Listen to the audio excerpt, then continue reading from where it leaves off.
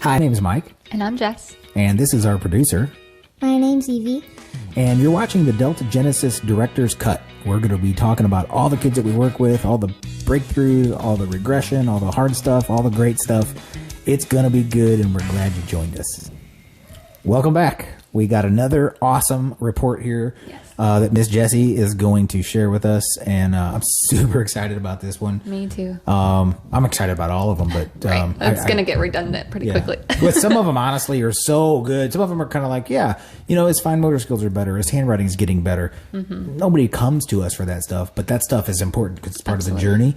But when we hear big stuff, obviously, it's life-changing stuff, and little things all add up to life changes, but sometimes the little things add up to a big thing, and the big symptom change, it's just, so we have to celebrate it. Yeah. And, I want you guys to celebrate with us.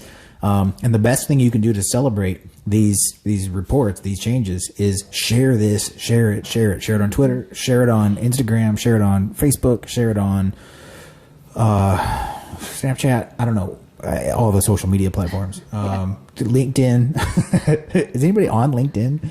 Anybody actually use that besides the app. CPAs? All right, so we have a report on Jay. Again, this is our first report for him, so I'm going to give you a little bit of background. He has been diagnosed with ADHD, and he is 12 years old. He's not on any medications. Mom and Dad are just trying to do all natural stuff. Jay. Oh, you said Jay. Yep. So he's at the 3-month mark. So we did 2 progress reports, our monthly meetings where we just get together and kind of share with each other how he's doing at home, how he's doing with me. And then at the 3-month mark for each kid, we do a complete reassessment. So we do all the same testing that we did his very first day and just kind of compare those numbers. And he is right on track. His numbers look amazing. So this is a family that I've been asking, I didn't go back through my notes in the last couple of meetings with them to really nail every single function that they talked about. And, Mom and Dad will say, yeah, things are getting a little bit better, but we haven't seen any major improvement. So today I pulled out my notes. I did almost a full sheet of stuff that they wanted to see get better with him. And as we went through this list, they really started realizing, wow, I forgot that he even did that thing. Or like his focus. They've been kind of saying, focus is maybe getting a little bit better. But when we first did that initial assessment, I asked them to kind of give me a severity ranking of how bad his focus problems were. And they gave it a 10 out of 10. Most severe, just could not sit and focus for even a minute. And they homeschool, so it was very difficult for Mom. So I wouldn't tell them their answers from before. We did that ranking the second time, and they gave him a 6. So I said, I'll take a 40% improvement in focus in just 3 months any day. And she started to remember when I told her that she had ranked it at a 10 how bad things really were. So it's just important to kind of keep going over this stuff, especially as a homeschool parent. You're just with your kids day in and day out, and these little changes add up over a long period of time, and you look back and you start to realize how much things have really changed. So his auditory processing, he has some hearing problems anyway, but his auditory processing is improving. I noticed that with him too. The very first day we did the assessment, he's such a polite, sweet kid. Anytime I would tell him something, he would say, ma'am. And I kept asking, well, what's up? But he said that's his way of asking me what I just said, is to say, ma'am. And after, every single test, ma'am, and you can't look away from him and talk. He just could not hear you. It was just constant, especially in the assessment in the first week. And so I said to them, I think he's saying that way less. I don't hear it most of the time. I think I heard it one time Friday when I worked with him, but we're just not hearing that anymore. And Mom and Dad say that they're seeing that too. So his auditory processing is improving. One of the tests that we do, he hears 2 different words at the exact same time in 2 different ears. We go through this list of 15 words, and he's supposed to just repeat the words that he hears to us. And he got 1 word correct in one ear and 2 words correct in the other ear. And this time he got 15 and 13. Wow. So right there you can see just functionally you can't fake processing it. is no. That's one of the cool things about the testing that we do. You can't fake it. Yep.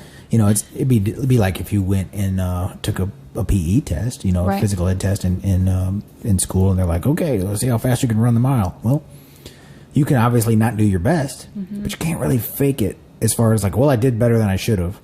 You can't do that. You can only run so fast. You can only jump so high. You can only do certain things that your body's capable of.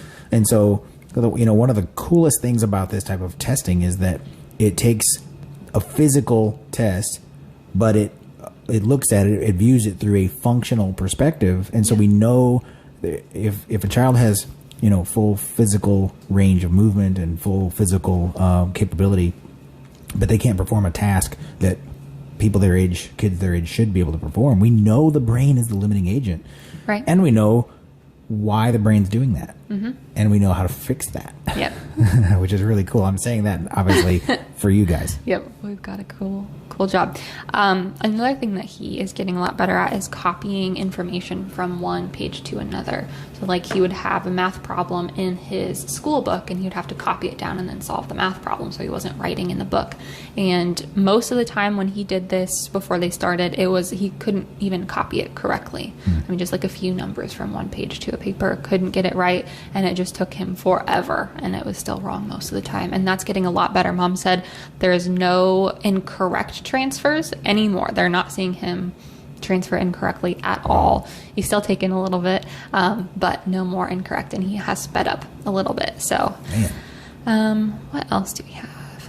He is trying new foods more. So he's always been a very picky eater. A lot of the kids that we work with prefer really bland, beige food, and I always kind of explain this to parents by saying, if you're we tested his sense of taste and smell, and he can't smell things appropriately. He can't even smell certain scents. So if I take away your sense of taste and your sense of smell, you're only left with two senses to judge food on now, the way that it looks or the way that it feels in your mouth. Right. So a lot of the kids that have what's called low olfaction, your sense of taste and smell is a little off. They're judging food on texture and the way that it looks. So if there's something green sticking out of it, or it feels too mushy or too weird, you just have those kids that tend to prefer really bland, really beige food, which he does. And he would not try anything new for the longest time. He's trying new foods. He's not liking them, but at least he's trying them. So we've made some progress on that one. That's great. His emotional regulation has gotten much, much better too. A lot of our kids get really angry, but he just gets really, really sad, like heartbroken, crying, sobbing, and it was like a meltdown. But instead of anger, it was just sadness that it took him a really long time to recover from.